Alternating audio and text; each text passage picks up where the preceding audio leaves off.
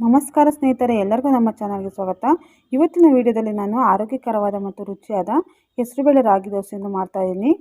ಈ ರೆಸಿಪಿ ತುಂಬಾ ರುಚಿಯಾಗಿರುತ್ತೆ ಹಾಗೂ ಆರೋಗ್ಯಕ್ಕೂ ಕೂಡ ಅಷ್ಟೇ ತುಂಬ ಒಳ್ಳೆಯದು. ಬೆಳಗಿನ ಗಡಿಬಿಡಿಯಲ್ಲಿ ದಿಢೀರಂತ ಈ ತಿಂಡಿನ ಮಾಡ್ಕೊಬೋದು ಮತ್ತು ಕ್ರಿಸ್ಪಿಯಾಗಿ ಕೂಡ ಇರುತ್ತೆ. ಈ ವಿಡಿಯೋವನ್ನು ಮಿಸ್ ಮಾಡದೆ ಕೊನೆವರೆಗೂ ನೋಡಿ. ಈ ವಿಡಿಯೋ ಇಷ್ಟ ಆದರೆ ಪ್ಲೀಸ್ ನಮ್ಮ ಚಾನಲ್ಗೆ ಲೈಕ್ ಮಾಡಿ, ಶೇರ್ ಮಾಡಿ. ಪ್ಲೀಸ್ ನಮ್ಮ ಚಾನಲ್ನ ಸಬ್ಸ್ಕ್ರೈಬ್ ಮಾಡಿ, ಹಾಗೆ ಪಕ್ಕದಲ್ಲಿರೋ ಬೆಲ್ ಬಟನನ್ನು ಪ್ರೆಸ್ ಮಾಡಿ. ಹಾಗಾದರೆ ಬನ್ನಿ, ಹೆಸರುಬೇಳೆ ರಾಗಿ ದೋಸೆನ ಯಾವ ರೀತಿ ಮಾಡೋದು, ಏನೇನು ಇಂಗ್ರೀಡಿಯೆಂಟ್ಸ್ ಬೇಕು ಅಂತ ನೋಡೋಣ ಬನ್ನಿ. ನಾನು ದೋಸೆ ಮಾಡೋದಕ್ಕೆ ಮೊದಲು 3/4 ಬಟ್ಲಷ್ಟು ಹೆಸರುಬೇಳೆನ ನೆನೆಸಿಡ್ತಾ ಇದ್ದೀನಿ. ನೋಡಿ, ಈ ಬಟ್ಲಿನಲ್ಲಿ 3/4 ಬಟ್ಲಷ್ಟು ಹೆಸರುಬೇಳೆ ತಗೊಂಡಿದ್ದೀನಿ. ಅದನ್ನ ಒಂದು ದೊಡ್ಡ ಪಾತ್ರೆಗೆ ಹಾಕಿ ಅದ್ರ ತುಂಬ ನೀರು ಹಾಕಿರ್ತಾ ಇದ್ದೀನಿ ಚೆನ್ನಾಗಿ ನೆನೆಯಲಿ ಅಂತ. ಒಂದು ಅರ್ಧ ಗಂಟೆ ಹೆಸರುಬೇಳೆನ ಚೆನ್ನಾಗಿ ನೆನೆಸ್ಕೊಬೇಕು. ಈ ರೀತಿ ಒಂದು ಪಾತ್ರೆಗೆ ಹಾಕಿ ತುಂಬ ನೀರು ಹಾಕಿಟ್ರೆ ಬೇಗ ನೆನೆಯುತ್ತೆ.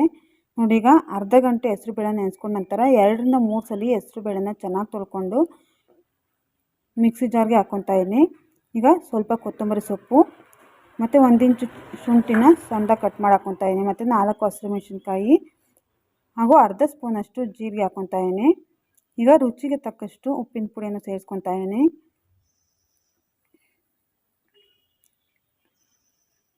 ಹಾಗೆ 1.5 ಬಟ್ಲಷ್ಟು ರಾಗಿ ಹಿಟ್ಟನ್ನು ಹಾಕ್ಕೊತಾ ಇದ್ದೀನಿ. ಯಾವ ಬಟ್ಲಿನಲ್ಲಿ ನಾನು ಹೆಸರುಬೇಳೆ ತಗೊಂಡಿದ್ನೋ ಅದೇ ಬಟ್ಲಲ್ಲಿ 1.5 ಬಟ್ಲಷ್ಟು ರಾಗಿ ಹಿಟ್ಟು ಹಾಕ್ಕೊಂಡು ರುಬ್ಬೋದಕ್ಕೆ ಎಷ್ಟು ಬೇಕೋ ಅಷ್ಟು ನೀರನ್ನು ಸೇರಿಸ್ಕೊತಾ ಇದ್ದೀನಿ.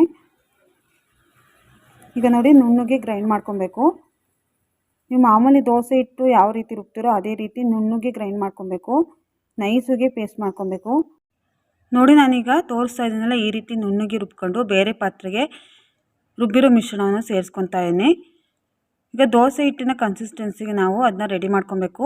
ಸ್ವಲ್ಪ ಗಟ್ಟಿ ಆಗಿದ್ದರೆ ಮಿಕ್ಸಿ ಜಾರ್ನ ತೊಳ್ಕೊಂಡು ಆ ನೀರನ್ನೇ ಸೇರಿಸ್ಕೊತಾ ಇದ್ದೀನಿ. ಇಲ್ಲ ಕರೆಕ್ಟಾಗಿದ್ದರೆ ಅದೇ ರೀತಿ ಬಿಡ್ಬೋದು. ಸ್ವಲ್ಪ ಗಟ್ಟಿ ಆಗಿದ್ದರೆ ಮಿಕ್ಸಿ ಜಾರ್ನ ತೊಳ್ಕೊಂಡು ಆ ನೀರನ್ನೇ ಸೇರಿಸ್ಕೊಳ್ರಿ. ಚೆನ್ನಾಗಿ ಮಿಕ್ಸ್ ಮಾಡ್ಕೊಂಡು ಈಗ ರೆಡಿ ಮಾಡಿ ಇಟ್ಕೊಂಡಿದ್ದೀನಿ ಹಿಟ್ಟನ್ನು. ಈಗ ಹೆಂಚು ಕೂಡ ಚೆನ್ನಾಗಿ ಕಾದಿದೆ. ಮಾಮೂಲಿ ಯಾವ ರೀತಿ ದೋಸೆ ಹಾಕ್ತೀವೋ ಅದೇ ರೀತಿ ಹಾಕ್ಬೋದು, ತುಂಬಾ ಚೆನ್ನಾಗಿ ಬರುತ್ತೆ. ತುಂಬ ತೆಳುವಾಗೂ ಹಾಕೊಬೋದು, ಇಲ್ಲ ಮೀಡಿಯಮಾಗೂ ಕೂಡ ಹಾಕೊಬೋದು. ನೋಡಿ, ನಾನು ದೋಸೆ ಬಿಡಬೇಕಾದ್ರೆ ಎಣ್ಣೆ ಹಾಕ್ಕೊಂಡಿರಲಿಲ್ಲ. ಈಗ ದೋಸೆ ಬಿಟ್ಟ ನಂತರ ಮೇಲ್ಗಡೆ 1 ಸ್ಪೂನಷ್ಟು ಎಣ್ಣೆ ಹಾಕ್ಕೊತಾ ಇದ್ದೀನಿ ಅಷ್ಟನ್ನು. ದೋಸೆ ಹೆಂಚಿಗೆ ಎಣ್ಣೆ ಹಚ್ಚಿ ದೋಸೆ ಬಿಡಬೇಕು ಅನ್ನೋದೇನಿಲ್ಲ. ಮಾಮೂಲಿ ದೋಸೆ ಬಿಟ್ಕೊಂಡು ನಂತರ ದೋಸೆ ಮೇಲ್ಗಡೆ 1 ಸ್ಪೂನಷ್ಟು ಎಣ್ಣೆ ಹಾಕ್ಕೊಂಡು ಈ ರೀತಿ ಮುಚ್ಚಳನ ಮುಚ್ಚಬೇಕು. ಯಾಕೆಂದರೆ ರಾಗಿ ದೋಸೆ ಆಗಿರೋದ್ರಿಂದ ಇದು ನೀವು ಹಾಗೆಯೇ ಓಪನ್ ಆಗಿಟ್ಟು ದೋಸೆ ಮಾಡಿಕೊಂಡ್ರೆ ಹಿಟ್ಟೆಲ್ಲ ಸ್ವಲ್ಪ ಬೆಳ್ಳಗೆ ಕಾಣಿಸುತ್ತೆ ನಿಮಗೆ. ಅದರಿಂದ ಈ ರೀತಿ ಮುಚ್ಚಳ ಮುಚ್ಚಿ ಒಂದು 5 ನಿಮಿಷ ಬಿಟ್ಟು ಈ ರೀತಿ 2 ಸೈಡು ಬೇಯಿಸ್ಕೊಬೇಕು. ನೋಡಿ ಎಷ್ಟು ಚೆನ್ನಾಗಿ ಬೆಂದಿದೆ ಅಂತ.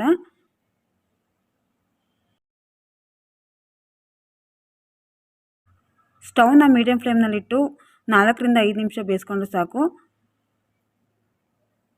ಈ ರೀತಿ 2 ಸೈಡು ಬೇಯಿಸ್ಕೊಂಡ್ರೆ ದೋಸೆ ರೆಡಿ ಆಯಿತು, ರಾಗಿ ದೋಸೆ.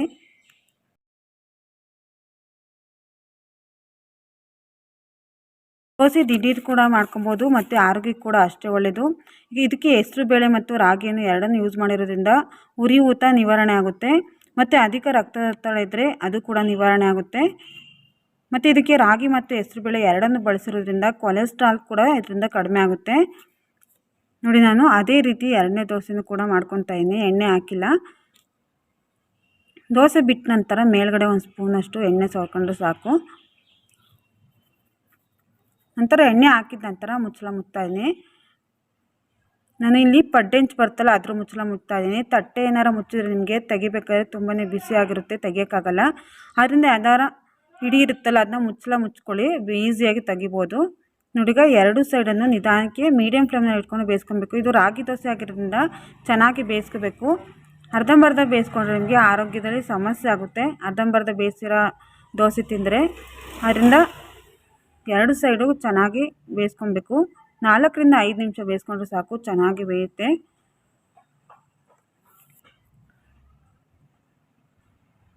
ನೋಡಿ, ನಾನು ಈಗ 2 ದೋಸೆಗೆ ಎಣ್ಣೆ ಹಾಕಿ ಯಾವ ರೀತಿ ದೋಸೆ ಮಾಡ್ಬೋದು ತೋರಿಸ್ದೆ. ಎಣ್ಣೆ ಹಾಕ್ತಲೇ ಕೂಡ ಈ ದೋಸೆನ ಮಾಡ್ಕೊಬೋದು, ಸ್ವಲ್ಪನೂ ಎಣ್ಣೆ ಬಳಸ್ತಲೇ ದೋಸೆ ಮಾಡ್ಕೊಬೋದು. ತುಂಬಾ ಕ್ರಿಸ್ಪಿಯಾಗಿ ಗರಿಯಾಗಿ ಮಾಡ್ಕೊಬೋದು. ಸ್ವಲ್ಪನೂ ಎಣ್ಣೆ ಹಾಕೋದು ಬೇಡ. ನಿಮಗೆ ಸಾಫ್ಟಾಗಿ ಮೃದುವಾಗಿ ಬರಲಿ ಅಂದರೆ ದೋಸೆ ಹಾಕಿದ ನಂತರ 1 ಸ್ಪೂನಷ್ಟು ಎಣ್ಣೆ ಹಾಕ್ಕೊಬೋದು. ದೋಸೆ ಗರಿ ಗರಿಯಾಗಿ ಕ್ರಿಸ್ಪಿಯಾಗಿ ಬರಬೇಕು ಅಂದರೆ ಸ್ವಲ್ಪ ಎಣ್ಣೆ ಹಾಕೊಳ್ದಲೆ ಹಾಗೆಯೇ ನಾವು ದೋಸೆನ ಹಾಕೊಬೋದು. ತುಂಬಾ ತೆಳುವಾಗಿ ಕೂಡ ಹಾಕೊಬೋದು. ಕ್ರಿಸ್ಪಿಯಾಗಿ ತುಂಬಾ ಚೆನ್ನಾಗಿ ಬರುತ್ತೆ. ಮಕ್ಕಳಿಗಂತೂ ಈ ದೋಸೆ ತುಂಬಾ ಇಷ್ಟ ಆಗುತ್ತೆ. ಈ ದೋಸೆಗೆ ಕಾಂಬಿನೇಷನ್ ಆಗಿ ಖಾರವಾಗಿ ಕಾಯಿ ಚಟ್ನಿ ಮಾಡಿಕೊಂಡ್ರೆ ತುಂಬಾ ಚೆನ್ನಾಗಿರುತ್ತೆ. ಒಬ್ಬೊಬ್ಬರಿಗೆ ಒಂದೊಂದು ರೀತಿ ಇಷ್ಟ ಆಗುತ್ತೆ. ಯಾರಿಗೆ ಯಾವ ರೀತಿ ಬೇಕೋ ಆ ರೀತಿ ಮಾಡ್ಬೋದು. ವಯಸ್ಸಾಗಿರೋರಿಗೆಲ್ಲ ಮೃದುವಾಗಿರಬೇಕು ಅಂದರೆ ಸ್ವಲ್ಪ ಎಣ್ಣೆ ಸವರ್ಬಿಟ್ಟು ಮಾಡ್ಕೊಳ್ಳಿ. ಈಗ ಹುಡುಗರಿಗೆಲ್ಲ ಗರಿ ಗರಿಯಾಗಿ ಕ್ರಿಸ್ಪಿ ಆಗಿರಬೇಕು ಅಂದರೆ ಈ ರೀತಿ ಎಣ್ಣೆ ಹಾಕೊಳ್ದಲ್ಲೇ ಮಾಡಿಕೊಂಡ್ರೆ ಇನ್ನೂ ಒಳ್ಳೆಯದು ಆರೋಗ್ಯಕ್ಕೆ. ಸ್ವಲ್ಪನೂ ಎಣ್ಣೆ ಹಾಕೋದು ಬೇಡ, ತುಂಬಾ ಗರಿ ಗರಿಯಾಗಿ ಬರುತ್ತೆ ದೋಸೆ. ನೋಡಿ ಈಗ ನಾನು ಇದಕ್ಕೂ ಕೂಡ ಸ್ವಲ್ಪನೇ ಎಣ್ಣೆ ಸವರ್ದಲ್ಲೇ ದೋಸೆ ಬಿಟ್ಟ ನಂತರ ಮೇಲ್ಗಡೆ ಎಣ್ಣೆ ಹಾಕೊಳ್ದಲ್ಲೇ ಮಾಡ್ಕೊತಾ ಇದ್ದೀನಿ. ತುಂಬಾ ಗರಿ ಗರಿಯಾಗಿ ಬಂದಿತ್ತು, ತುಂಬಾ ಚೆನ್ನಾಗಿರುತ್ತೆ. ಇದಕ್ಕೆ ಖಾರ ಆಗಿರುವ ಚಟ್ನಿ ಮಾಡ್ಕೊಂಡ್ರಂತೂ ತುಂಬಾ ಚೆನ್ನಾಗಿರುತ್ತೆ ಕಾಂಬಿನೇಷನ್ಗೆ. ನೀವು ಬೇರೆ ಕೆಲಸ ಮಾಡ್ಕೊತ ಸ್ಟವ್ನ ಲೋ ಫ್ಲೇಮ್ನಲ್ಲಿ ಇಟ್ಕೊಂಡು ಕೂಡ ಈ ದೋಸೆನ ಮಾಡ್ಕೊಬೋದು. ಮುಚ್ಚಳ ಮುಚ್ಚಿ ಒಂದು 5ರಿಂದ 6 ನಿಮಿಷ ಬಿಟ್ಟರೆ ಲೋ ಫ್ಲೇಮ್ನಲ್ಲಿ ಇಟ್ಬಿಟ್ಟು ಆರಾಮಾಗಿ ಬೆಂದಿರುತ್ತೆ. ನಂತರ ಮುಚ್ಚಳ ತೆಗೆದು 2 ಸೈಡು ಬೇಯಿಸ್ಕೊಂಡ್ರೆ ಆಯಿತು. ನೋಡಿ ಈಗ ಯಾವ ರೀತಿ ಕಾಣಿಸ್ತಾ ಇದೆ ಅಂತ. ಇದಕ್ಕೆ ಎಣ್ಣೆ ಸವರಿಲ್ಲ, ಅದರಿಂದ ಗರಿ ಗರಿಯಾಗಿ ಬಂದಿದೆ ದೋಸೆ.